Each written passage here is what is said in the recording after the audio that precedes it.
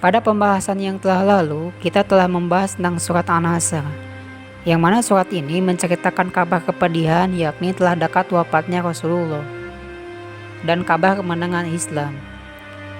Ketika telah datang kemenangan, kita diperintah untuk tidak lalai dalam beribadah kepada Allah. Wujud dari rasa syukur setelah mendapat kemenangan itu adalah dengan cara mensucikan Allah, memujinya, dan memohon ampunan kepadanya. Untuk pembahasan kali ini, kita akan melanjutkan pembahasan mengenai tafsir surat Al-Kafirun. Tahu gak kalian kenapa surat ini dinamakan surat Al-Kafirun? Terus, surat ini menjelaskan tentang apa? Apa pelajaran yang dapat kita ambil dari surat ini? Sebelum membahas tafsir ini, ada baiknya kita mendengarkan lantunan surat yang dilantunkan oleh Syekh Ahmad As-Salabi. Bismillahirrahmanirrahim. Qul ya ayyuhal kafirun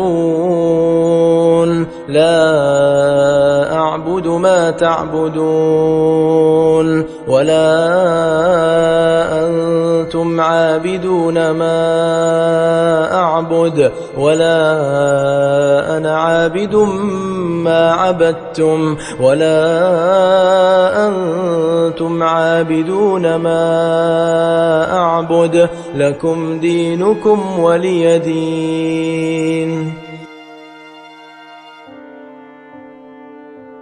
Surat ini dinamakan dengan surat Al-Kafirun sebab Allah Ta'ala memerintahkan Nabi-Nya Muhammad untuk berkata kepada orang-orang kafir bahwasanya beliau tidak akan menyembah apa yang mereka sembah, yaitu berhala-berhala.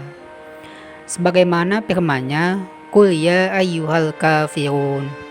Dan surat ini dinamakan juga surat Al-Mundabazah, yakni pembuang, dan surat Al-Ikhlas dan surat Muqasyikisah, yaitu penyembuhan.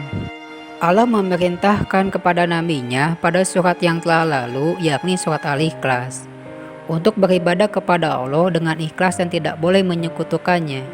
Sedangkan pada surat ini, surat tentang mengesahkan dan membersihkan dari kesyirikan dengan berkata secara terus terang bahwa berlainan ibadahnya dengan ibadahnya orang kafir, yakni tidaklah menyembah kecuali kepada Allah dan tidaklah menyembah apa yang orang-orang kafir sembah seperti patung dan berhala. Hal yang demikian harus terus diulang dan dikokohkan sampai akhirnya agamanya adalah miliknya dan bagi mereka agama milik mereka. Kandungan surat Makkiyah ini menceritakan tentang pensucian dari beramal orang-orang kafir serta ikhlas dalam beribadah kepada Allah Ta'ala dan menetapkan batasan pemisah sampai akhir di antara keimanan dan kekafiran dan di antara orang-orang yang beriman dan orang-orang yang menyembah berhala. Maka ketika orang-orang musyrik meminta untuk berdamai dengan Rasulullah, mereka meminta Rasulullah untuk menyembah Tuhan mereka selama 1 tahun. Lalu mereka pun akan menyembah Tuhannya selama 1 tahun. Surat ini diturunkan untuk memutus ketamakan mereka yang meminta kelonggaran dan merinci perbedaan di antara orang-orang yang beriman dan orang-orang kafir untuk selamanya.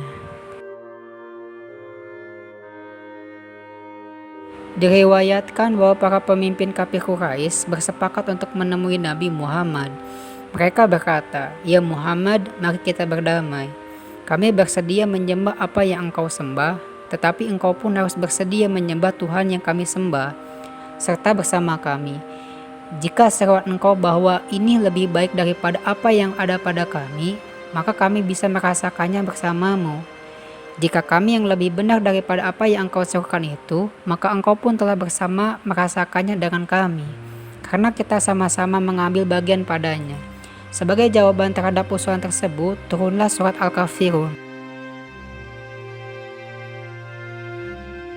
Qul ya ayyuhal kafirun la a'budu ma ta'budun wa la antum 'abiduna ma a'bud.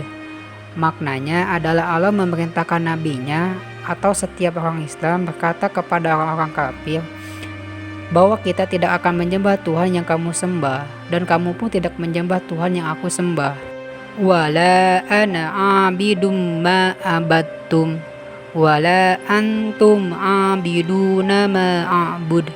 Maknanya adalah Allah memerintahkan nabinya atau setiap orang Islam berkata kepada orang-orang kafir bahwa kita tidak beribadah seperti cara kalian beribadah, dan kalian pun tidak beribadah seperti cara ibadah kita. Lakum dinukum waliyadin. Maknanya adalah untuk kalian kesyirikan dan kekufuran kalian, dan untukku agama Islamku. Aku berlepas diri dari agama kalian dan kalian berlepas diri dari agamaku.